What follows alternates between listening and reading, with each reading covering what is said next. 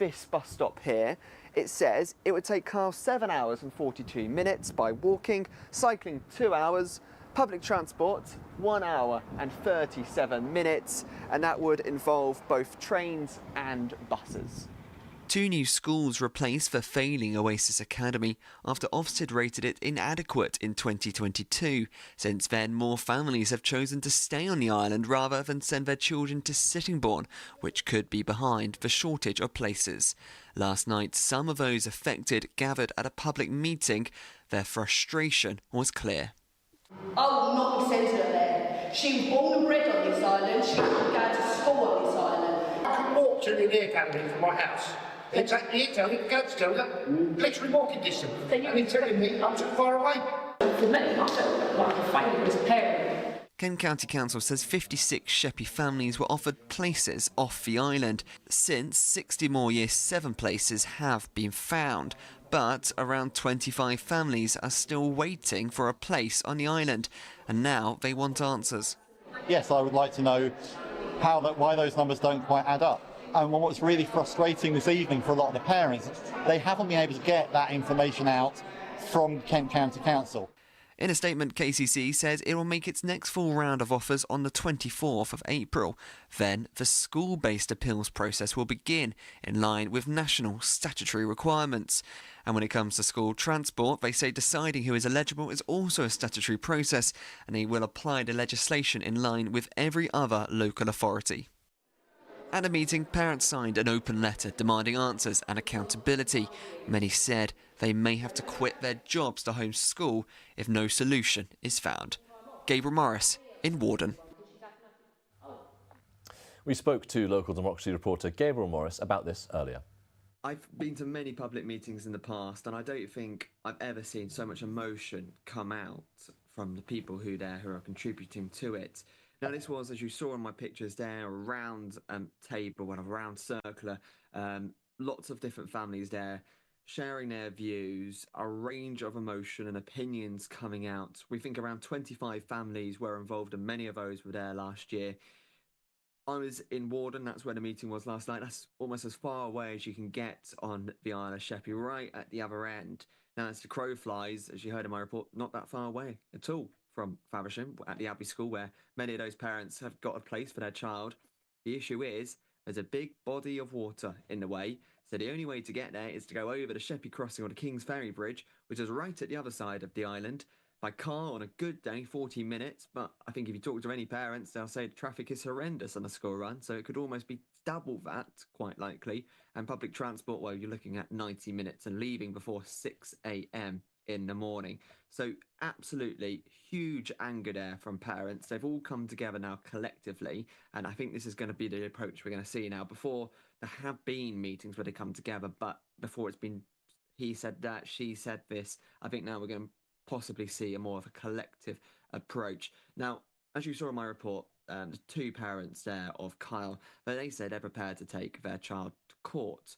Other parents say they might homeschool. Now, I've been talking to Barney McCoy. He lives in Minster, and his child is just a stone's throw away from the Lee Academy where he wanted them to go. However, he was telling me that he's been given a place in Faversham. I go to work, so my partner doesn't drive, so it means she would be travelling on her own at 11 years old, which is impossible for an 11-year-old girl to travel 23 miles to school on her own. And what was your preferred school, and how far away was it? Lee Academy is literally 10 minutes walk from my house. It's on the same road as our house, and they're telling we don't meet the criteria, we live too far away. A terminally ill father from Hempstead in Medways raised more than £80,000 for charity after taking on a challenge to walk 25 million steps. Paul Dennington was diagnosed with prostate cancer in 2021 and was recently named the overall winner at the Pride in Medway Awards. After walking marathons, hosting charity football matches and completing the Yorkshire Three Peaks Challenge on a cross changer, Paul's using his story to encourage others to get checked for prostate cancer as soon as possible. We spoke to him on the Kent Morning Show earlier. Paul, thank you very much for joining us on the Kent Morning Show. It's great to speak with you. I think your story is absolutely inspiring, and it's clearly touched so many people that you've now been given this Medway Pride Award. Take us back, though, to that moment in 2021 when you did get your diagnosis. What went through your mind, and at what point did you think you're going to turn that energy into something so great? Wow. Well, obviously it's a tough thing to hear, but I think I've been quite lucky in my reaction because I think everybody reacts differently. Some people go to very dark places. I didn't, and I fully understand that, but I didn't really. So my main negative feeling actually at the time was guilt. And it was guilt because I was going to have to put my wonderful family through this terrible journey, and it was because of me and my body. So that was, I guess, the most negative thing. But then, pretty well immediately, I wanted to focus on what I could influence as opposed to what I couldn't change. So I could influence how I reacted and what I did with my prognosis and my time. So, pretty well straight away, as soon as I told the kids, I started my first challenge, which was a 25 million step challenge, and started it from there, really. And talk to me a bit more about this 25 million step challenge. How did that come about, and where are you at with it all now? So I decided I want to do something big, something that would probably try and grab people's attention. I had no idea how well it would work.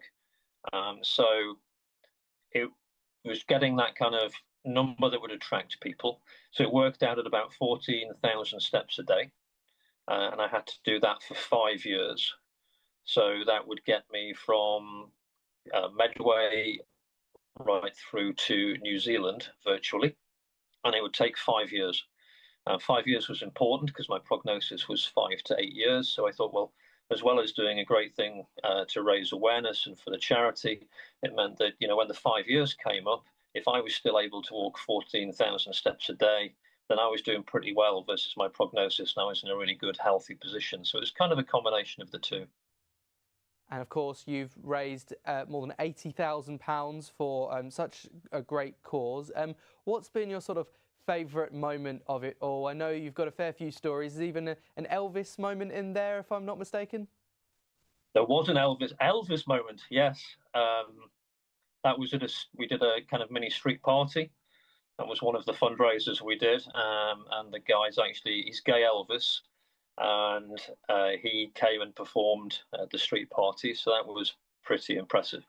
Bless him, he did it free of charge for us, so that was a great fundraiser. In terms of the physical challenges, I think the hardest one, or the hardest two I've done, were the Yorkshire Three Peaks, which is 25 miles with 5,000 feet of ascent, and you've got to do it inside 12 hours. But I did it with two guys who were both also prostate cancer sufferers, one of whom was thankfully cured because when it's caught early, it's very treatable. But the other one, like me, had been given a terminal diagnosis. So it was a very poignant walk for the three of us to do the peaks, and we kind of named one of the peaks each for us. And, if it gets to the point where one of us sadly loses our fight, then the other two have to go back and climb that peak again and toast the other person. So sounds a little bit, I don't know, morbid, I guess, but it wasn't actually. It's really, really positive and part of that kind of camaraderie that we did it. And then locally, probably the toughest one I did was a sunrise to sunset around the kind of Hampstead, Parkwood, Rainham area, and I did 43 miles in one day, which was pretty tough and left my feet in quite a mess. Coming up after the break, we'll take a look at a landslide on a major road near Dartford that sent an area in Swanscombe into chaos. We'll be looking at a petrol tank driver who delivered a baby, and our morning show presenters take a crack at our Easter-themed quiz. All that and more after the break.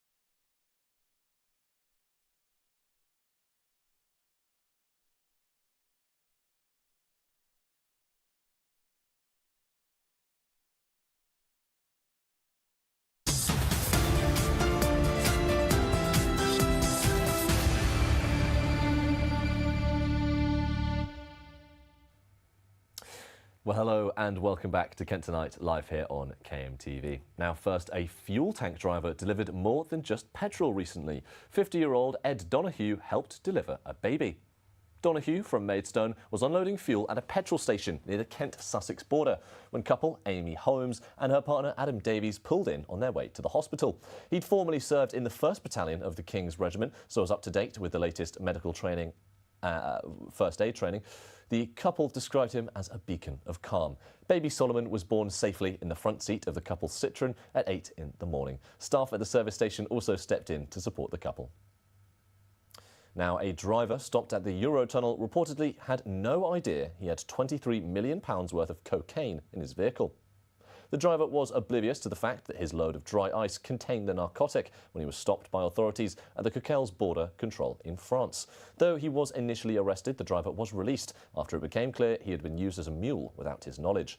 Dutch drug dealer Bart Verschuren has been imprisoned for 18 years for the offence after the National Crime Agency determined he was behind the drugs run. Now, it was once a quiet community, but 2 years ago, life in Swanscombe was turned upside down. A landslide on a major road near Dartford collapsed into an industrial estate, sending the area into chaos. Bus routes cut, lorries causing damage to homes, and a solution years away. Local Democracy reporter Gabriel Morris has taken a look back as Swanscombe marks the 2nd anniversary of the Galley Hill landslip. The very day when it happened, and we were coming up this road, and as we were coming up, I said to my wife, "Look, that looks like it's cracked there, that road." Lo and behold, a few hours later, the road actually collapsed. So we were very fortunate it could have happened, as we were passing it. Once a busy A road, now blocked, left in disrepair, though not forgotten.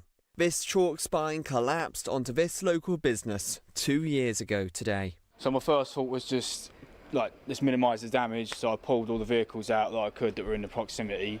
We set up an exclusion zone, and I just watched from a distance as sort of a family business was being destroyed.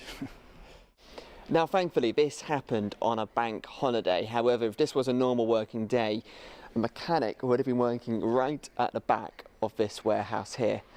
It could have been a different story. Do you think it will ever be fixed? Let's hope so. I mean, it's not just us. Obviously, the residents, they need to get back to some normality and stuff. And obviously, it's such a major road. It's just disruptions everywhere, so, yeah. And they're not alone. On Galley Hill Road, this motorcycle shop used to rely on passing trade. That lifeline has now been cut off.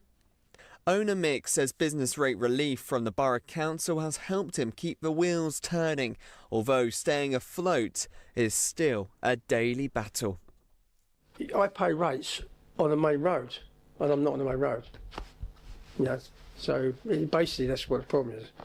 For me, with that road being shut, I'm not going to get no passing traffic. You can't call traffic through Swanscombe passing traffic because it's not. It's not a main road. You don't have a motorcycle shop not on the main road. And it's not just businesses. People across Swanscombe say they've suffered too, holding a protest just last weekend calling for action for a return to normality.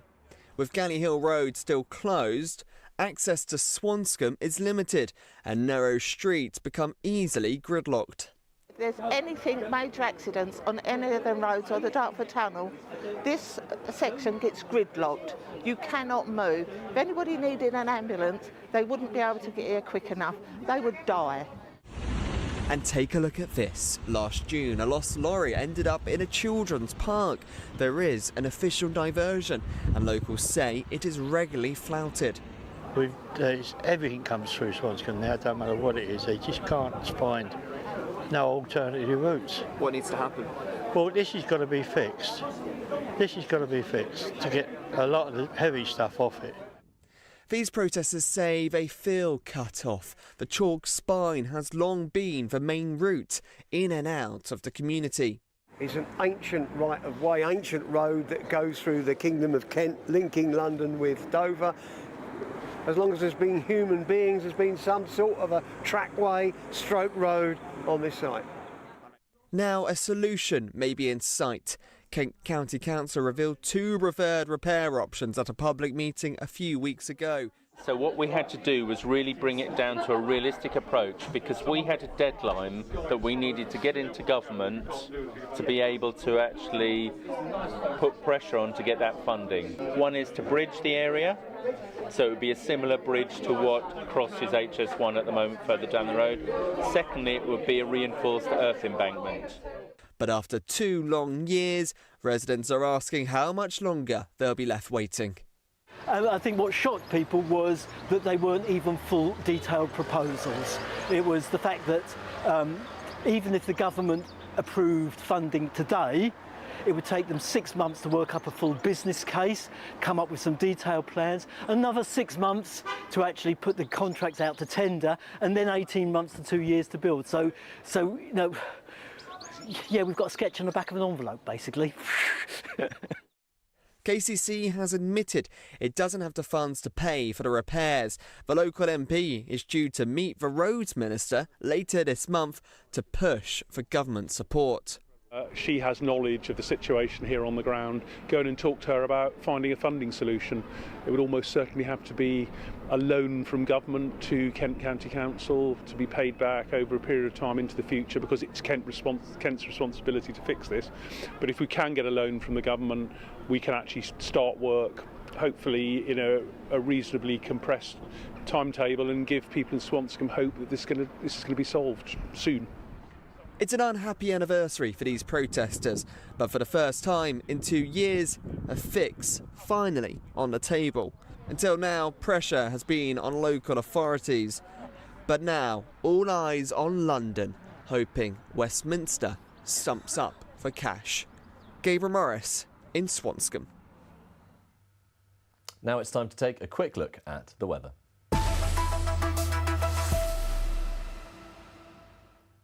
Tonight is looking calm with clear night skies and temperatures of around 6 degrees.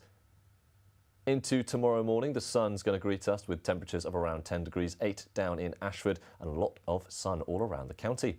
And in the afternoon, highs of 20 degrees, a bit cooler by the coast, 15 there in Margate and 16 down in Dover. Now here's the rest of your outlook. A very warm weekend coming up. Highs of 20 on Saturday, some clouds to follow on Sunday, and Monday dropping to highs of 16 at the start of next week.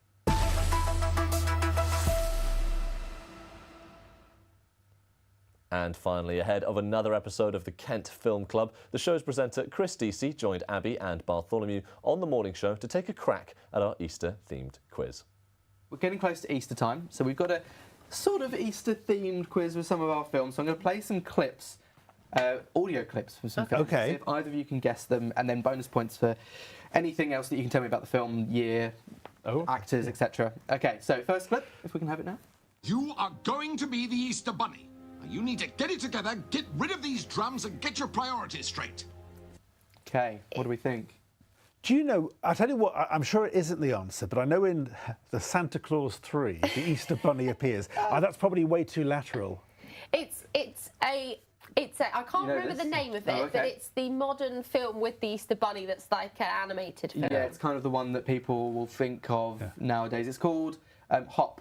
Oh, yeah, okay. Yes, of course. So this is the kind of, you know, if you think of an Easter film, this is the most recent. We've got a picture of it here. Hop. Don't know if we know the year, if anybody knows it. I haven't got it written down. I won't have a clue. No? Okay, no worries. In the last 10 years, I'm sure. Right, let's go to our next clip now. You've got to hide your paper. I do, yeah, I don't want you to see it. Next clip. Toto, I have a feeling we're not in Kansas anymore. Wizard of Oz, 1939, Victor Fleming. There we go. Okay. How many bonus points do I get for that? Chris is leading. Maybe we'll give you 3 points for that. Wizard of Oz, of course. Yeah, very good. Kind of a New Beginnings type link to it. I'm sure it'll be a lovely one to watch over the Easter break. Next one for us. But you go in all the time. That's my character flaw. You get your own character flaw. Come on, Benjamin. Why does he get to go? Yeah. Why do I have to go in? Because that's his character flaw.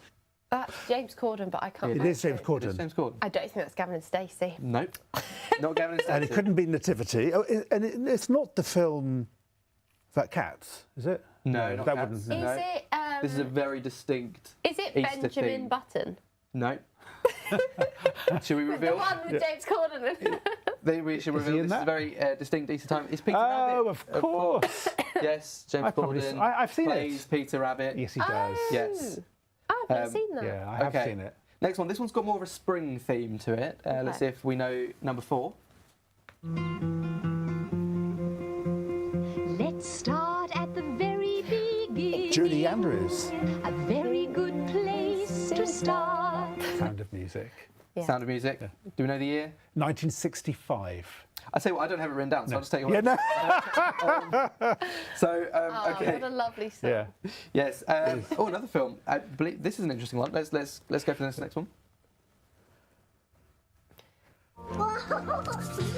Oh, that's a beauty. Now, all we're going to do is get him and his little mates through the tunnels to the top, and we'll have ourselves Easter. Well, I recognise the Australian voice there. I'm not sure. I have no idea. I love how we both lean in to listen. It's funny, isn't well. it? Yeah, I know. Sure about that one. Okay, so let's reveal. This is number 5. This is Rise of the Guardians. Oh, this is another Easter sort of family-friendly film.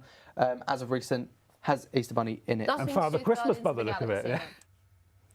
Brilliant. Well, you've been watching Kent Tonight live here on KMTV, but don't forget there's more news made just for Kent throughout the evening.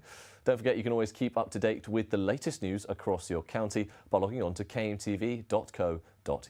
You can keep us on your social timelines by liking us on Facebook and following us on TikTok. And if you have a story that you think we should be covering, then please don't hesitate to get in touch.